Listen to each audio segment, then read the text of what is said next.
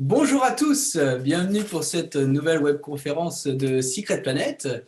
Pour ceux qui ne nous connaissent pas encore, on est un voyagiste, Théo, basé dans le Vieux-Lyon, et nous proposons des voyages et expéditions, aventure et nature, autour de 3 activités qui sont Tamera pour les voyages d'aventure, découverte avec 5 niveaux, du plus facile au trek engagé, voire aux ascensions.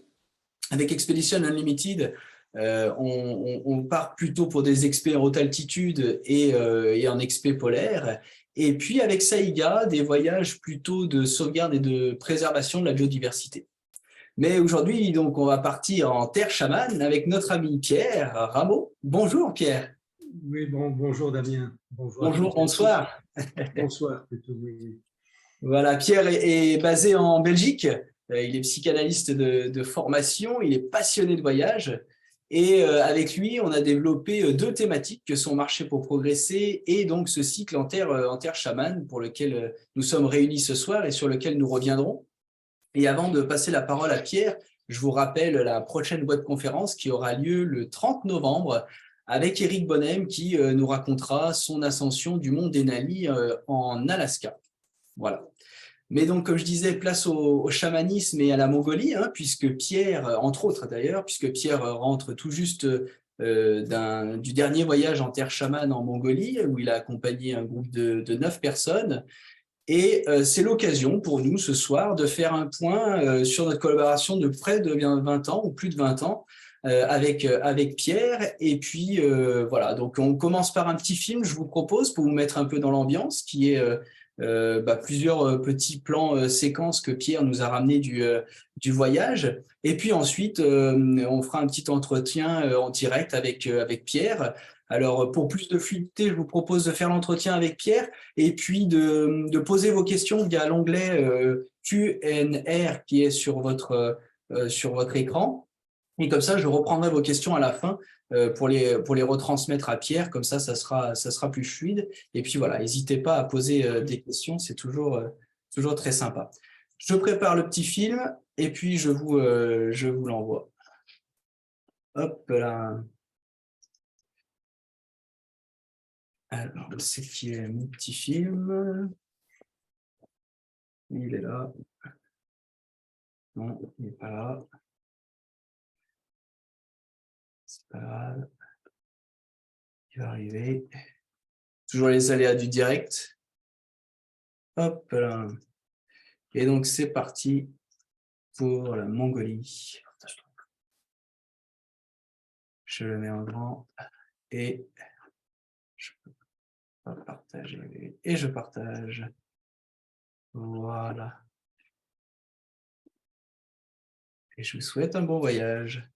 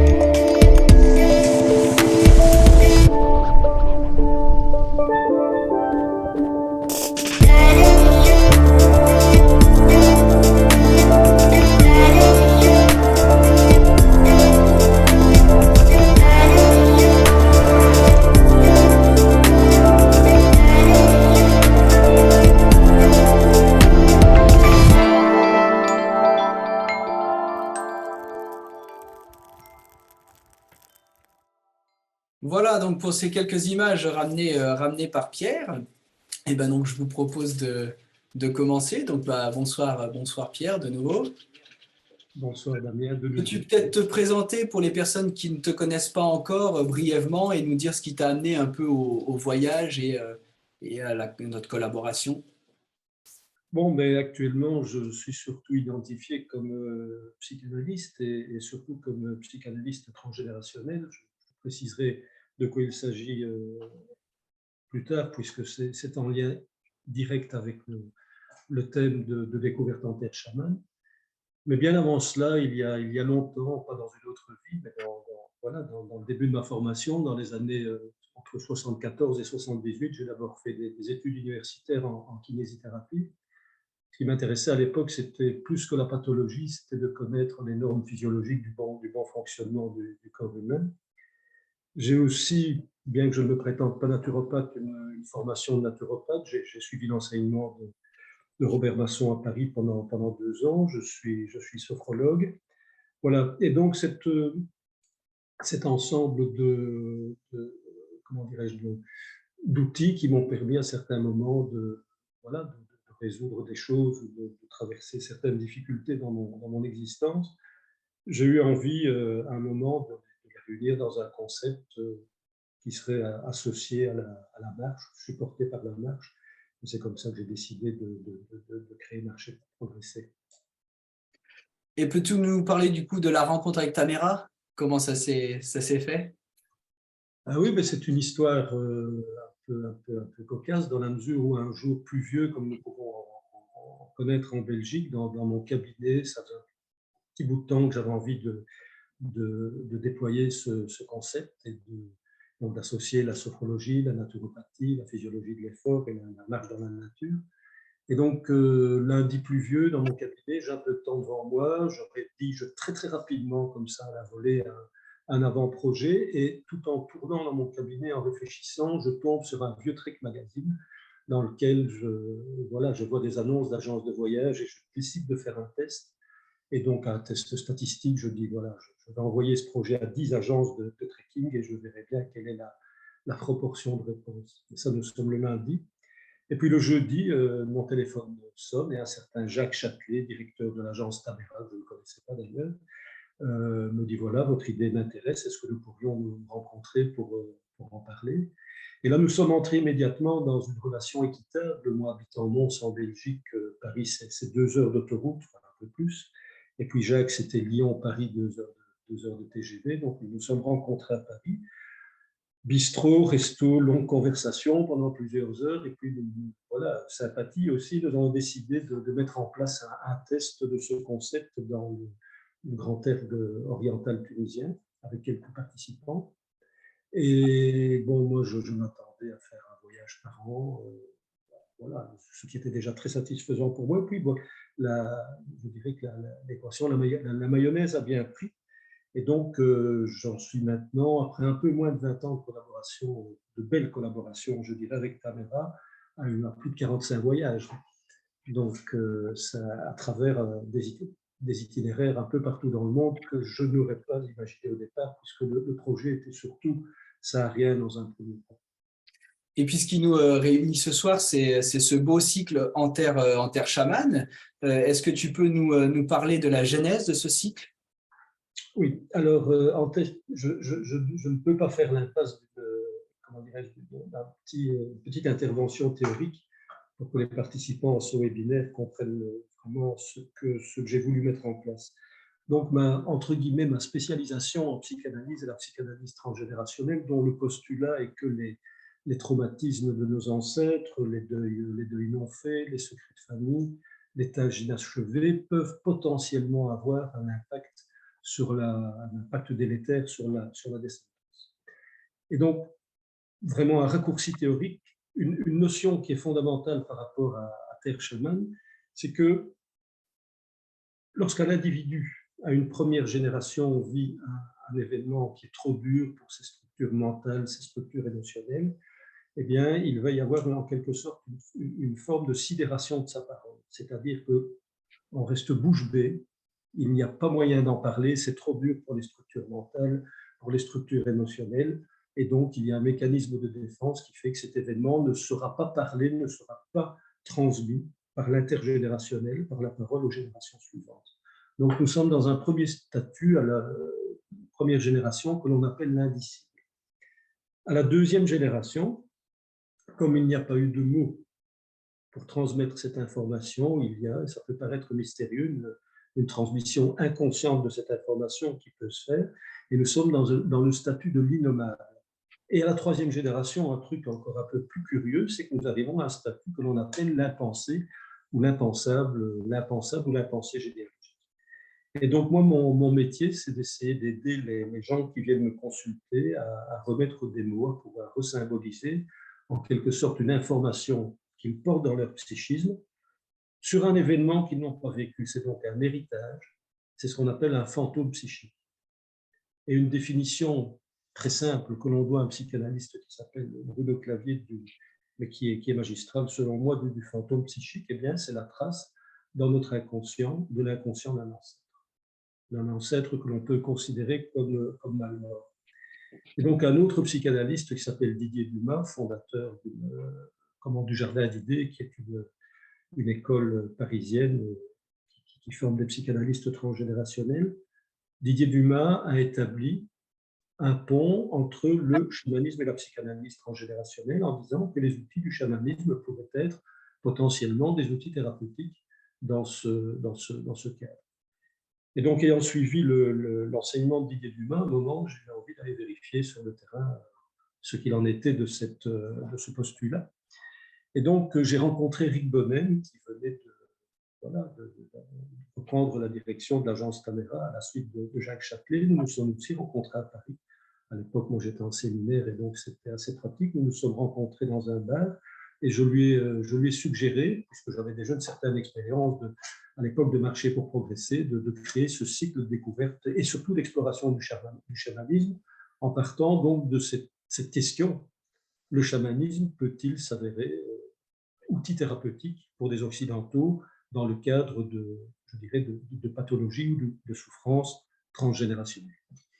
Alors, raconte-nous justement comment s'est mis en place ce premier voyage de ce cycle hein, qu'on a effectué au Québec, et quels ont été les points forts de cette première expérience?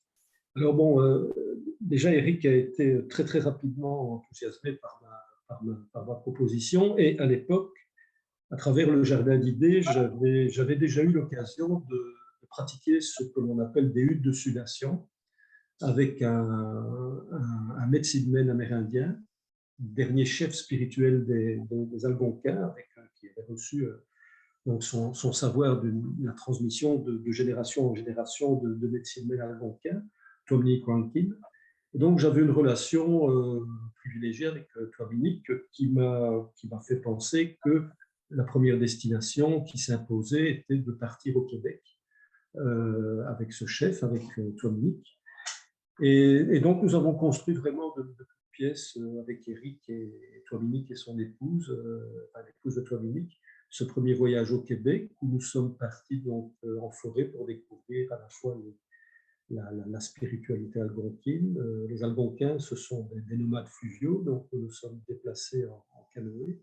C'est là où d'ailleurs j'ai découvert le plaisir de cette pratique qui m'a emmené ensuite à pratiquer ici en Belgique régulièrement le kayak et à proposer à pagayer pour progresser en Algarve il y a quelques années, et un autre voyage au Cambodge. Donc, j'aime maintenant associer le kayak aux randonnées. Et donc, voilà, nous sommes partis en forêt, suivre à la fois l'enseignement de Dominique, mais aussi découvrir certaines techniques de vie en forêt, car le chamanisme est toujours évidemment, vous le savez, très très proche de la nature. Et puis, il y a eu cette deuxième étape donc, en Mongolie en 2015, qui a été, je crois, une étape très forte pour toi et le groupe qui t'accompagnait. Oui, donc le deuxième voyage était organisé en Mongolie, ce qui était évident. Bon, moi, mon approche du chamanisme, dans un premier temps, après cette hypothèse de Didier Dumas sur l'outil thérapeutique que pouvait constituer le chamanisme, m'a amené à une approche, je dirais, livresque du chamanisme. Donc, j'ai lu plusieurs livres sur le sujet, ce qui m'a amené à me construire en quelque sorte une grille de réflexion et de questions que j'ai eu envie de soumettre à des chamans. Et donc la Mongolie, évidemment, berceau du chamanisme, s'est imposé. Et nous avons eu la chance d'avoir comme guide dans ce voyage quelqu'un qui maintenant est devenu assez célèbre pour les personnes qui s'intéressent au chamanisme, en l'occurrence Nara, qui avait été la guide de Corinne Sombrin, hein, que certains des participants ici à ce webinaire connaissent fort probablement. Donc, Nara, donc Tamera a construit ce voyage en proposant à Nara en quelque sorte, de construire un casting de chamans, donc de faire une première exploration pour aller rencontrer des chamans, pour pouvoir les proposer ensuite aux participants qui allaient, donc des rencontres aux participants qui allaient m'accompagner. Et en effet, ce voyage a été très fort parce que, voilà, en termes d'observateurs et d'observateurs du chamanisme et des phénomènes, voilà, il y a eu des réactions dans le groupe, et notamment au niveau d'une participante qui, je sais, là ce soir et que je salue bien amicalement, puisqu'elle m'a accompagné aussi dans d'autres voyages et dans ce dernier voyage en Mongolie, une réaction de transe spontanée, exactement comme celle qu'avait vécue Corinne Sombrin dans son voyage. Et le chaman avec lequel s'était produit ce phénomène nous avait dit, eh bien, avec cette participante, quand vous approcherez d'autres chamans, elle sera pour vous en quelque sorte un baromètre ou un indicateur que vous avez affaire à un véritable chaman. Donc, ce qui était intéressant aussi pour moi, c'est que cette participante, vivant des phénomènes très très forts, avait ensuite la capacité d'en dire quelque chose, c'est-à-dire de nous expliquer nos phénomènes. Donc, en termes d'exploration et d'observation, ça a été absolument passionnant. Puis on est allé à la rencontre des hommes fleurs sur l'île de Sibérut en Indonésie et ensuite auprès des peuples d'Amazonie équatorienne. Là aussi, je crois que tu as eu quelques petites anecdotes ou moments forts. Mais oui, c'est-à-dire que là aussi, donc chez les hommes fleurs, un participant a déclenché aussi une transe que j'ai pu observer, même filmer, et une fois de plus, la même possibilité ensuite d'aborder ça sur un plan, voilà, plus théorique, en demandant des explications à ces personnes. Moi, je ne vis pas du tout ce genre de phénomène. Et en Amazonie, par contre, j'ai vécu personnellement un rituel très très fort sous une cascade avec une prise de tabac voilà, qui m'a pas mal secoué et je pense aussi pas mal fait évoluer. Donc, il y a à la fois la dimension de l'exploration, la dimension, je dirais, intellectuelle, cognitive, mais aussi la dimension personnelle où, après les huttes de sudation, après certains rituels, même si on n'arrive pas toujours à très bien savoir ce qui s'est passé, il y a toujours, enfin, pas toujours, mais il y a souvent un effet qui fait que, voilà, une évolution, un changement s'opère. Et l'idée donc justement de ce cycle en terre chamane, c'était quelque part de découvrir un chamanisme différent, donc en allant dans un pays différent chaque année ou à un rythme assez régulier. Et tu es retourné donc cette année, en août dernier, en Mongolie. Pourquoi du coup retourner vers un pays où tu étais déjà allé? Tout d'abord parce que j'avais envie de retourner en Mongolie. C'est un pays que j'aime beaucoup. Curieusement, quand j'y suis arrivé la première fois, j'avais lu des livres, y compris des polars sur Ulaanbaatar. Et curieusement, moi, j'aime bien Ulaanbaatar. Ça s'est de nouveau confirmé dans ce voyage. Et puis le pays, les gens. Donc il y avait d'abord l'aspect strictement affectif voyage, que j'avais envie de retourner en Mongolie. La deuxième chose, c'est l'avantage d'avoir une traductrice de la qualité de Nara, qui, elle, pendant, je dirais, les 7 ans qui se sont écoulés depuis le premier voyage, a continué à accompagner les voyages pour Tamera et à progresser dans sa finesse de la perception du chamanisme et donc dans ses capacités de traduction par rapport à ce que les chamans pouvaient me donner comme information par rapport à je dirais, à la trame de questions que j'emmène avec moi. Donc, c'était d'ailleurs, si tu t'en souviens bien, une condition sine qua non pour que ce voyage se fasse, c'est qu'il soit accompagné par Nara, avec laquelle j'avais aussi tissé une relation d'amitié. Et initialement, si tu te souviens, j'avais pensé que ce voyage pourrait combiner la Sibérie et la Mongolie, et ce qui aurait été l'occasion d'emprunter le transsibérien. hein, bien nous en a pris de changer d'avis, les circonstances géopolitiques et la guerre en Ukraine actuellement. Mais néanmoins, bon, ce dernier voyage en Mongolie nous a permis de prendre 2 fois un train de nuit et je crois que ça a fait l'unanimité parmi les participants. C'était un moment magique du voyage. Donc, oui, la Mongolie, l'avantage aussi, c'est que par rapport à ma question, je pense que les chamans mongols, avec la collaboration de Nara, pouvaient me faire un retour peut-être intellectuellement plus fin par rapport à ce que moi, personnellement, je dis bien que c'est très particulier, ma démarche, évidemment, de ce que j'attendais de cette exploration. Et du coup, est-ce que tu es parti avec de nouvelles questions pour ce voyage? Et la trame, non, donc ici, dans ce dernier voyage, nous avons rencontré 5 chamans et j'avais envie de chaque fois confronter l'expérience de ces chamans avec la même, je dirais, la même thématique, les mêmes questions. Et les questions principales que j'ai posées étaient les suivantes, c'est que dans ce que j'avais lu dans la littérature, on dit que l'appel d'un chaman par les esprits pour qu'il devienne chaman se fait souvent à travers une maladie initiatique, qui n'est pas nécessairement quelque chose de fort agréable, peut-être une maladie tant sur le plan physique que psychologique. Donc j'ai demandé à chacun de ces chamans si eux-mêmes, en effet, avaient reçu cet appel à travers une épreuve, donc l'épreuve d'une maladie initiatique. Et ce qui m'avait déjà été confirmé lors du premier voyage, mais ici aussi, tous les chamans interrogés me l'ont confirmé.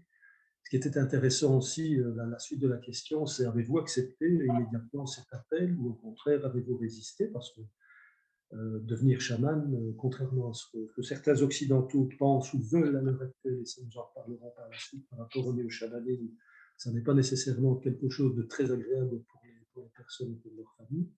Et donc certains ont résisté et voilà, ont eu des ennuis familiaux, ennuis de santé. Certains ont perdu leur bétail, même des enfants, jusqu'au moment où ils ont dû se rendre à l'évidence qu'ils devaient accepter ce monde-là.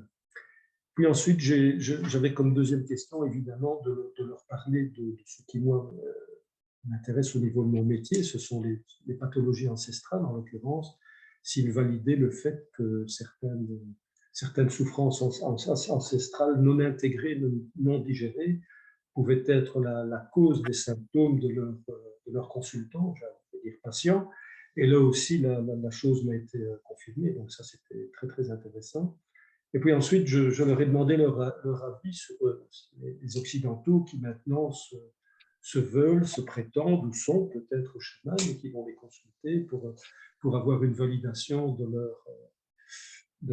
leur pratique ou de leur statut. Et là aussi, voilà, ce qui est intéressant et ce qui est particulier au chamanisme mongol, c'est la question de l'esprit. Un chaman n'est pas un chaman s'il n'a pas un ou plusieurs esprits. Et voilà, bon, des Occidentaux qui peuvent en effet peut-être avoir accès à certaines dimensions dans des niveaux de conscience modifiés ou pas, ne sont pas nécessairement validés par les chamans mongols. Donc là, voilà, voilà. Il y avait d'autres questions, mais je pense que ça, ce sont les principales qui ont enrichi ma réflexion, qui d'ailleurs continue et n'est pas terminée. On parle de foudroiement, je crois, hein, c'est ça?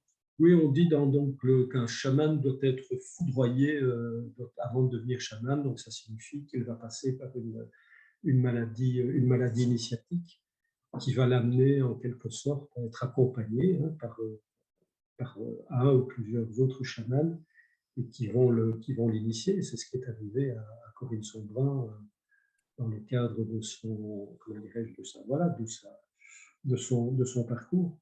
Et dans un article que j'ai écrit, je te l'ai transmis pour que tu puisses le transmettre aux participants par la suite.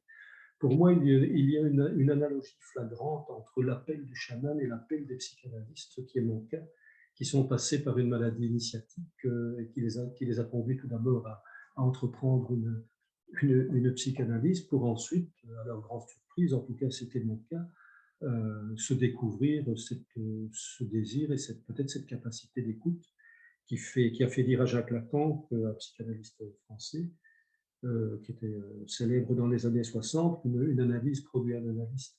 Et donc, j'ai écrit un article sur cette analogie de l'appel du psychanalyste qui, pour moi, me paraît tout à fait, je dirais, semblable à ce qui peut arriver à un chaman.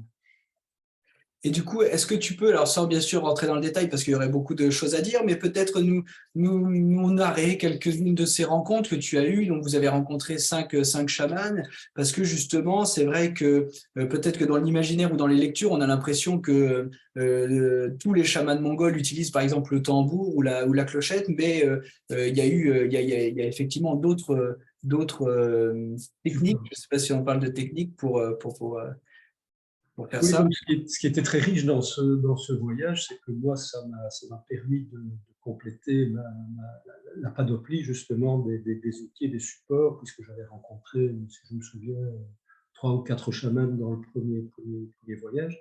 Et ce voyage était très, très intense parce que dès que nous sommes arrivés à Ulaanbaatar, à peine descendus de l'avion, après avoir pris un petit déjeuner à Ulaanbaatar, Nara nous a proposé de rencontrer un premier chaman, Gatsu, hein, qui est quelqu'un justement qui était très très intéressant sur le plan de la possibilité d'avoir un échange, sans que ce soit élitiste, intellectuel avec lui, et qui était d'ailleurs ravi de cet échange. Par exemple, Gatsu se sert comme support pour son travail d'osselets, hein, mais aussi d'omoplates de moutons. C'est un peu curieux, hein, qui demande lors d'une consultation individuelle de poser sous l'aisselle pour la charger pendant un certain temps, et puis ensuite le consultant pose ses questions, et puis Gansu met l'omoplate dans son feu à charbon, hein, puisqu'on nous sommes là dans le village des Yurts à Ulaanbaatar, qui voilà, m'a vraiment fasciné. Ensuite, un peu d'attente dans une salle d'attente, et puis lorsque l'omoplate a été chauffée, brûlée, eh bien, des signes vont apparaître sur cette omoplate qui vont être interprétés par Gansu. Donc, ça, c'est un premier support. Un autre chaman, surnommé Tok Tok, je l'avais rencontré, là, c'était assez sympa parce que je l'avais déjà rencontré il y a 7 ans, donc c'était assez émouvant de se retrouver, quelqu'un qui utilise des clochettes qu'il pose sur son front en tapant avec un marteau, et puis il se tape sur la tête avant de donner sa réponse à la question. Donc voilà, tous les chamans n'utilisent pas le tambour, tous les chamans n'utilisent pas la guimbarde. Il faut faire la distinction aussi entre les entretiens que nous avions, les consultations et puis les cérémonies chamaniques. Hein, ce sont des choses différentes. Dans les cérémonies, généralement, le tambour et la guimbarde sont plus souvent utilisés. Ici, ça n'a pas nécessairement été systématique lors des consultations. Vous avez également rencontré Enketuya. Est-ce que cette rencontre t'a marqué, ou quelle a été ton impression? Mais, bon, évidemment, Enketuya est un personnage aussi, au même titre que Nara, qui a une notoriété à travers, donc, dans la mesure où elle était la chamane qui a accompagné le parcours d'initiation de Corinne Sombrin, mais aussi parce que dans le film qui a été tourné sur l'expérience de Corinne Sombrin avec Cécile de France, et dans lequel Nara a joué son propre rôle et Enketuya le sien, donc il y avait déjà une certaine notoriété voilà, intéressante de rencontrer cette chamane. Et puis pour moi, bon, ce qui était sympathique, c'est que j'ai fêté mes 67 ans ce jour-là, lors de la rencontre avec Enketuya, qui était mise au courant de cet anniversaire et qui m'a gentiment fait un cadeau. Donc j'ai passé un moment délicieux à plaisanter avec Lara, avec elle en aparté, et à lui poser les questions que moi aussi j'avais envie de poser, puisque j'ai voulu, pour chaque chaman rencontré, aussi poser une question personnelle qui me concerne au stade actuel de ma vie et voilà, de ce qui peut me préoccuper ou questionner. Et donc, ça aussi, c'est intéressant de pouvoir confronter à la fois les techniques, mais aussi les réponses des différents chamans à ces mêmes questions. Et du coup, justement, es-tu revenu avec des réponses à tes questions? Mais j'ai beaucoup aimé que dans ce genre de voyage, que ce soit marché pour progresser et découverte en terre chamane, je peux dire que ce sont des forums en marche. Hein. Je n'ai pas du tout la prétention d'avoir le savoir exhaustif. Et donc, une des grandes richesses de ces voyages, c'est la personnalité, les parcours de chacun des participants qui chacun amène quelque chose à l'ensemble du groupe et à sa réflexion, puisque dans chaque voyage, il y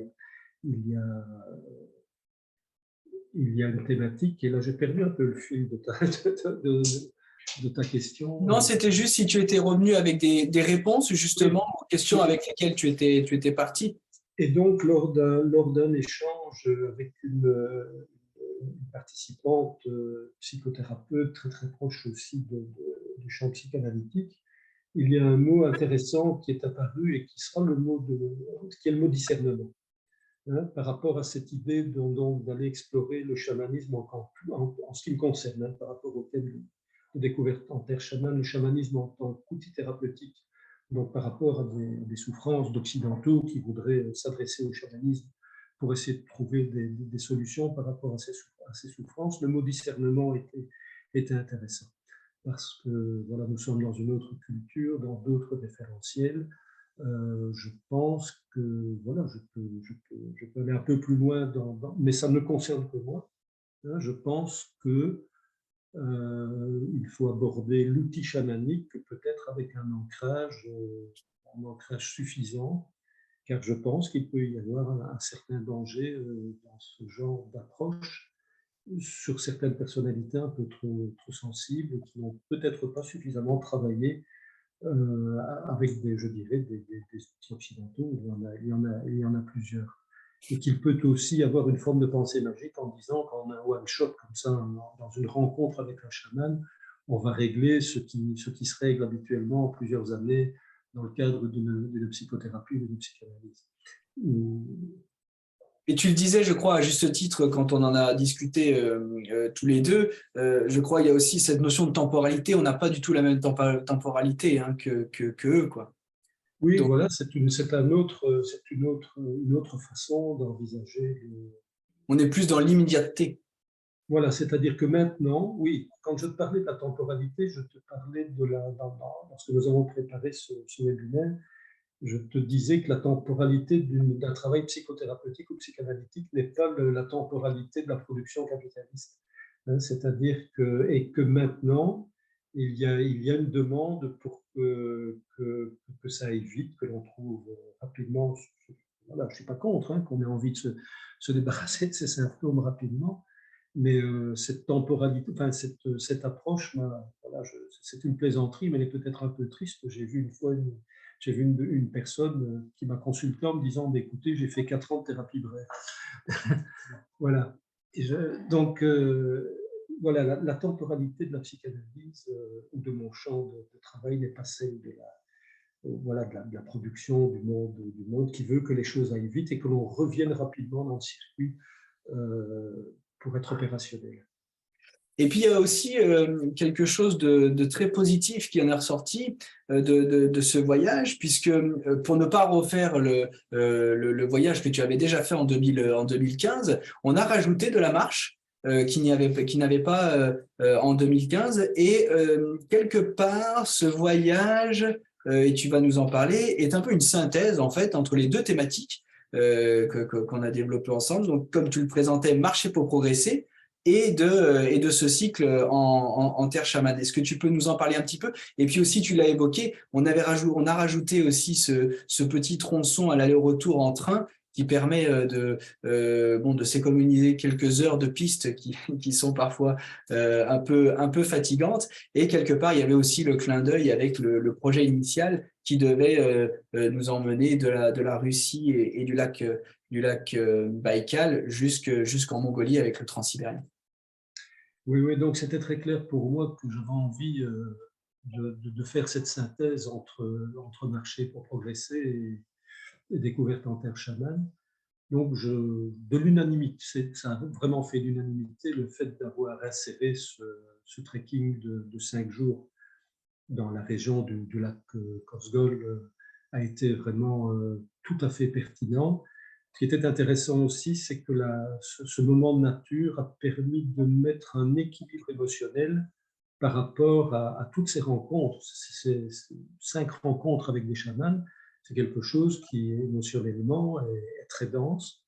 Et donc le voyage aurait été, je pense, tout à fait déséquilibré. En tout cas, il a été certainement ici mieux équilibré avec cet insert de nature, de marche pendant lesquelles d'ailleurs nous avons aussi pu pratiquer des techniques qui sont mises en œuvre dans Marcher pour progresser, que j'appelle marche chamanique.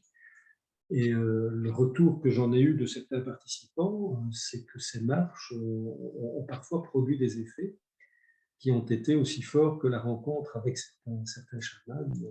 Et chaque personne dans ces marches a vécu quelque chose de puissant et particulier. Donc, au débriefing, à la suite de ces marches chamaniques qui consistent en fait à partir en marche à distance suffisante les uns des autres que pour avoir l'impression d'être dans la solitude et de partir avec un questionnement, exactement, questionnement que l'on peut amener à un chaman, de lâcher cette question dans la nature et puis de rester réceptif, mais pour voir quels vont être les événements du chemin qui vont peut-être faire synchronicité aussi, mais systématiquement, c'était tout à fait surprenant dans ce voyage. Je crois que c'est lié aussi à l'inconscient groupal qui s'était mis en place dans ce voyage très très particulier.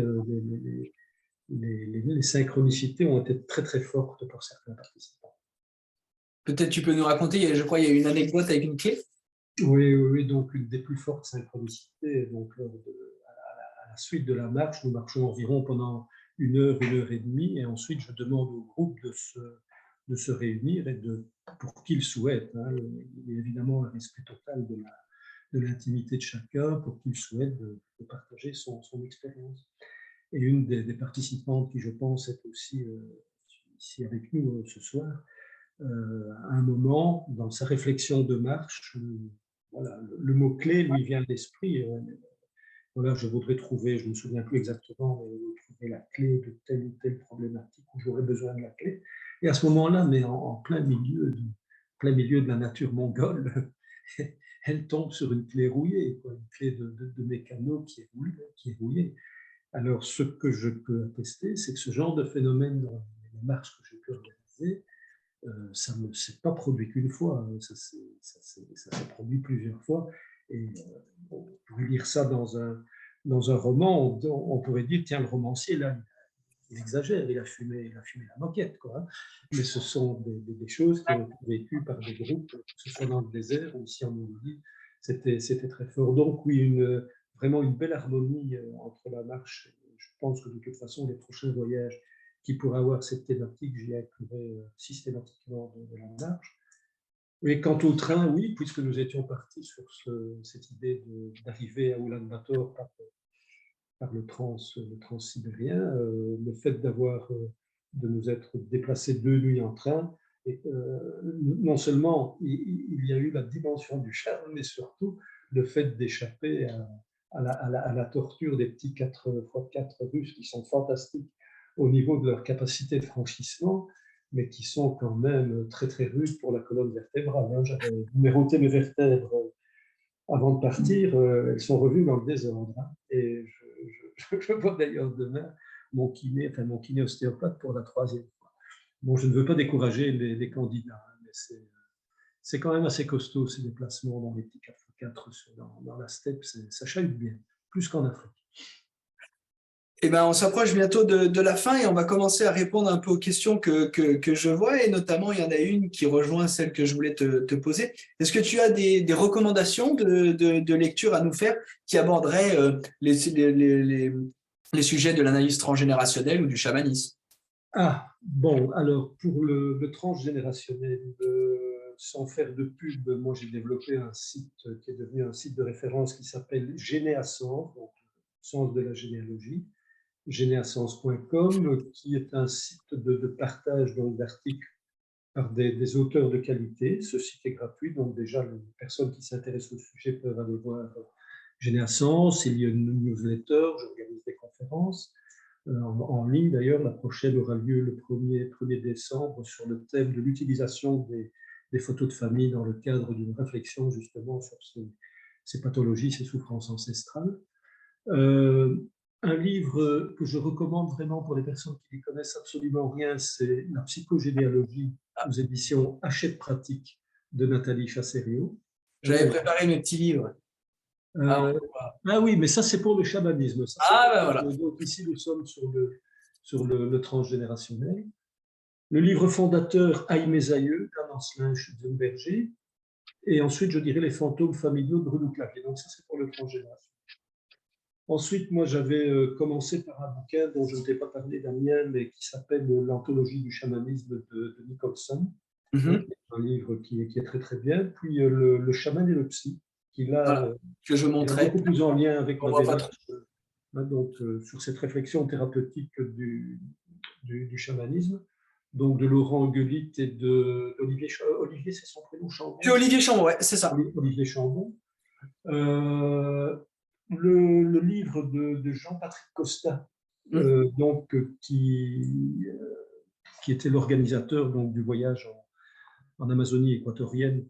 Donc Jean-Patrick est un spécialiste des psychotropes, il est pharmacien et il était chef de mission pour Pharmaciens sans frontières et donc spécialiste de l'Amazonie.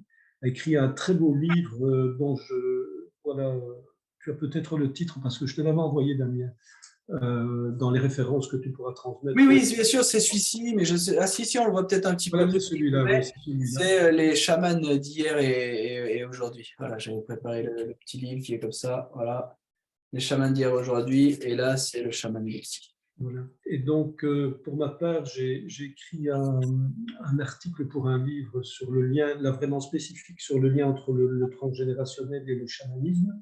Mais l'intégralité du chapitre que j'ai écrit se trouve sur Généascience. Et je crois que Généascience est organisé comme un dictionnaire et le titre de cet article, c'est le chamanisme pour guérir les fantômes. Voilà, donc je pense que là, le lien là, est vraiment très très net entre cette hypothèse de Didier Dumas. Alors, je pense que c'était celui-ci dont tu parlais ou pas? Non?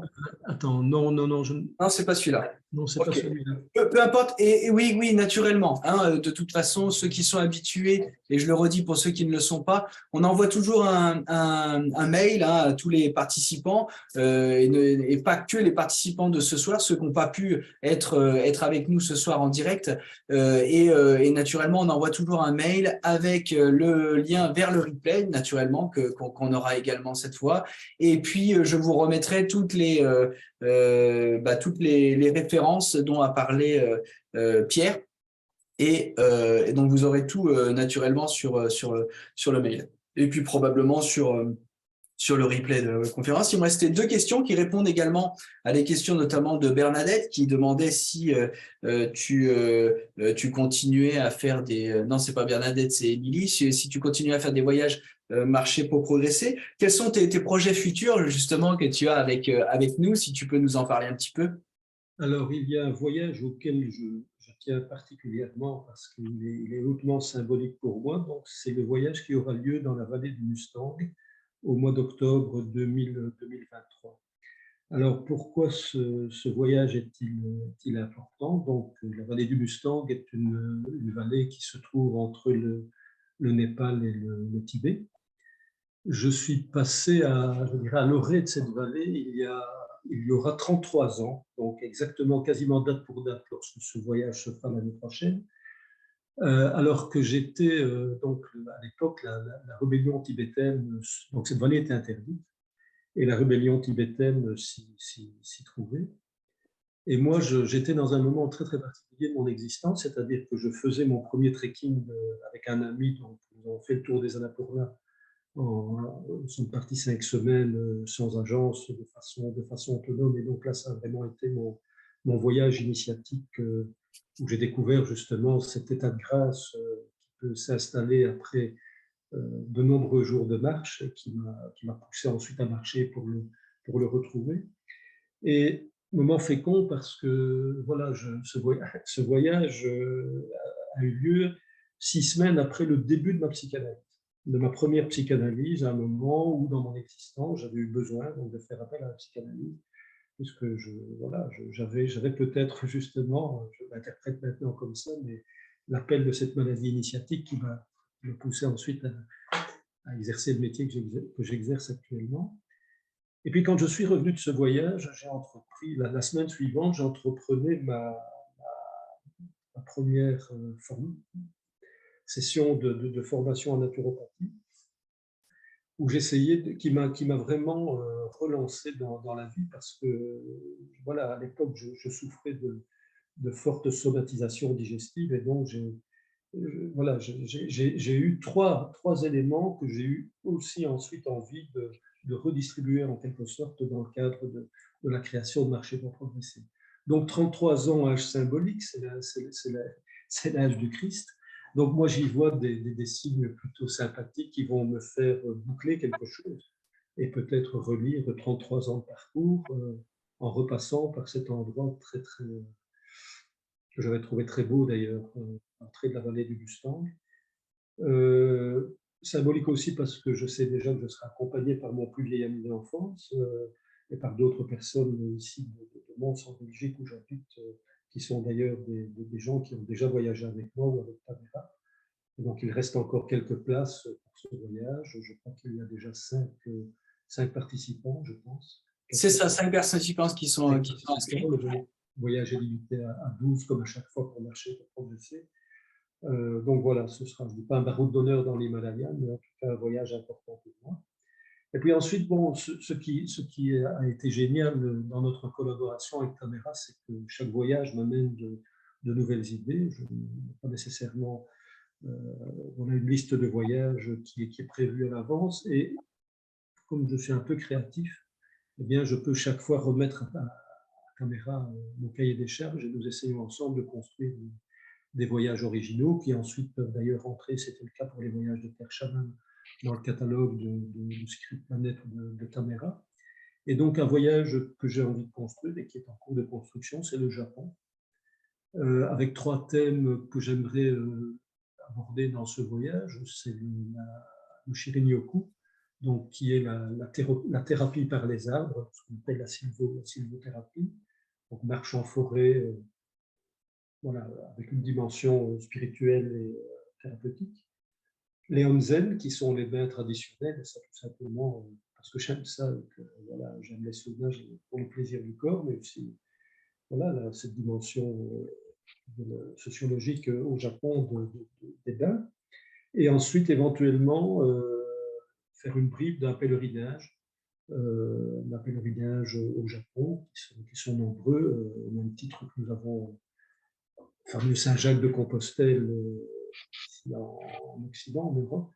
Voilà les 3 thèmes, mais voilà, et peut-être la visite de Kyoto aussi, qui pourrait faire partie de ce voyage. Retour au Maroc aussi avec des voyages un peu plus simples, plus accessibles financièrement, parce que c'est aussi un critère qui me semble important, et qu'un marché pour progresser ne doit pas nécessairement se faire à l'autre bout du monde, et que de très beaux itinéraires plus à proximité, donc plus accessibles financièrement à un plus grand nombre. Voilà, j'ai un lien aussi avec le Maroc assez important, où j'ai fait pas mal de marchés pour progresser. Donc, nous en avions parlé avant ce webinaire avec Damien. J'aimerais bien que nous puissions construire avec Jawad, notre guide préféré, quelque chose, notamment dans la vallée heureuse, peut-être des Aïdes de Place. Voilà. Donc voilà quelques thèmes pour le moment. Peut-être le Bénin aussi qui serait en construction avec le thème du vaudou cette fois, mais à voir. À voir pourquoi? Parce qu'il faut faire attention, le concept est quand même touchy, même s'il est clairement énoncé comme étant pas un voyage thérapeutique. Je pense quand même que chez certains participants, inconsciemment ou implicitement, il peut y avoir une demande qui peut être thérapeutique, donc il faut quand même être voilà, prudent et de bien cadrer ce genre. Donc, je pense, j'ai l'impression que c'est un peu ton mot de la fin, c'est ça, c'est discernement et ancrage pour faire un tel voyage. C'est-à-dire que le discernement, c'est quoi? C'est que je pense qu'il ne faut pas virer le bébé avec l'eau du bain. Hein. La souffrance des Occidentaux, c'est peut-être d'avoir surdéveloppé leur rationalité, leur fonction intellectuelle, et d'avoir laissé un peu sur le côté les dimensions intuitives, les dimensions plus sensibles, la corporalité, et qu'à travers, ce serait de dire qu'il faut, voilà, de pas, que l'intellect, que la rationalité, le savoir aussi, sont des choses à éliminer. Donc moi, je pense au contraire que le discernement, pour moi, hein, c'est cette synergie. C'est comme l'a écrit un physiologiste américain, un neurophysiologiste américain qui s'appelle Antonio Damasio, hein, dans un livre qui s'appelle L'erreur de Descartes, la raison des émotions. Bien, je pense que justement, le mot de la fin, c'est le discernement, c'est justement de pouvoir combiner nos facultés occidentales, voilà, intellectuelles, de savoir, de rationalité, avec d'autres dimensions que le chamanisme peut ouvrir. Mais certainement pas de séparer les deux. En tout cas, c'est mon point. Et c'est là que le mot discernement apparaît. Bon, et puis donc, je pense qu'on arrive à la fin de cet entretien. Je propose qu'on passe un peu aux questions. Juste avant, tu disais à juste titre, c'est vrai que ces voyages ont continué à partir. Alors bien sûr, pas toujours avec ton accompagnement, dans le sens où tu peux pas être de partout et refaire sans cesse le même voyage. Et donc, on aura des départs sur l'année prochaine, que ce soit au Mexique, donc avec Jean-Patrick, que ce soit en Mongolie, et puis également chez les hommes fleurs en Indonésie. Tout ça, c'est sur le site internet. Et puis, comme je disais, je pourrais vous remettre les liens. Alors justement, tu parlais d'éventuellement un prochain voyage qui pourrait être au Bénin. Tu parlais de vaudou et justement, on a une question de Catherine qui nous demandait s'il y avait des différences ou des ressemblances, si à ta connaissance, il y avait des différences et des ressemblances entre le chamanisme et le vaudou. Je crois que ma connaissance viendra si je fais ce voyage. Donc, je ne me prétends pas spécialiste du chamanisme. Donc, ce qui pourrait m'intéresser, justement, c'est d'augmenter mon savoir et de pouvoir aller sur place in situ, vérifier ou voir quelles sont les différences, voir les concomitances, quels sont les troncs communs entre le vaudou et le chamanisme. Donc, pour le moment, non, je ne peux pas vraiment répondre. Mais ça pourrait être une question de base sur un prochain voyage. Absolument. À ce propos, je peux peut-être recommander j'avais été voir une exposition au Quai Branly qui s'appelait les maîtres du désordre. Un catalogue était publié lors de cette exposition et consacré au chamanisme, mais il y avait évidemment une part importante qui était dédiée au vaudou, ce qui laisse déjà supposer en effet voilà, forcément des choses communes. Mais je préfère ne pas répondre pour le moment à cette question parce que j'estime que je n'ai pas suffisamment de savoir sur le sujet. Peut-être rendez-vous dans 1 an et demi ou 2 quand c'est une bonne remarque d'ailleurs. On avait fait une newsletter justement sur cette exposition. Parce que notre collègue donc Nawar, qui s'occupe du Bénin, y était allé avec justement notre partenaire et on avait fait une newsletter à cette occasion-là. Une autre question, une de Marie-Claude qui nous demandait s'il faut être dans une recherche intérieure pour faire ce genre de voyage ou c'est ouvert à tout le monde. Et là, bien sûr, je vais te donner la parole, mais je pense qu'on est à peu près en phase et c'est ce que tu disais un peu là dans ton dernier mot, c'est que à la base, ces voyages sont des voyages de découverte du chamanisme, de découverte d'un pays, de tradition, à travers le prisme du chamanisme. Et bien sûr, c'est pas des voyages de soins chamaniques où on part vraiment pour se soigner individuellement. Mais je te laisse répondre à la question. Mais je crois que tu as parfaitement répondu à la question, Damien. Je ne vois pas ce que je peux ajouter, c'est qu'en effet, je crois que non, on peut tout à fait faire ce genre de voyage. Peut-être d'autant plus ceux que je n'accompagne pas, qui ont peut-être moins ce prisme. Il y a quand même pas mal de thérapeutes ou de personnes qui sont issues du champ transgénérationnel qui m'accompagnaient dans ce dernier voyage. Donc je pense que les autres voyages que je n'accompagne pas sont d'autant plus intéressants pour pouvoir avoir prendre contact avec le chamanisme au même titre que l'on peut prendre contact avec le bouddhisme en allant au Népal ou en allant au Tibet pour des raisons voilà, culturelles. Donc non, pas nécessairement être dans une demande, une recherche personnelle ou une demande thérapeutique. Au contraire, je dirais. Au contraire. C'est vrai que moi, ce que je dis toujours, et c'est vrai que tu le précises bien, c'est vrai que quand tu es dans l'accompagnement du voyage, il y a quand même une notion bien sûr supplémentaire et puis toute ton expérience et ton savoir sur la question. Et c'est vrai que généralement, moi, ce que je dis toujours, c'est qu'il ne faut pas trop attendre justement de ce voyage et c'est généralement là où les gens sont rentrés surpris, justement. Là, il y avait deux autres voyages qui sont partis cet été, en juin et en août, et ils sont revenus tous transformés, mais effectivement pas sous tout à fait la même grille de lecture, et ce qui est tout à fait normal. J'aime bien ce que tu dis sur la dimension de la surprise, parce que je dis souvent dans le cadre de ma pratique professionnelle que quand à la suite d'une séance, l'analysant arrive à un point qu'il n'aurait pas pu imaginer et qu'il y a surprise, eh bien c'est qu'il y a eu analyse.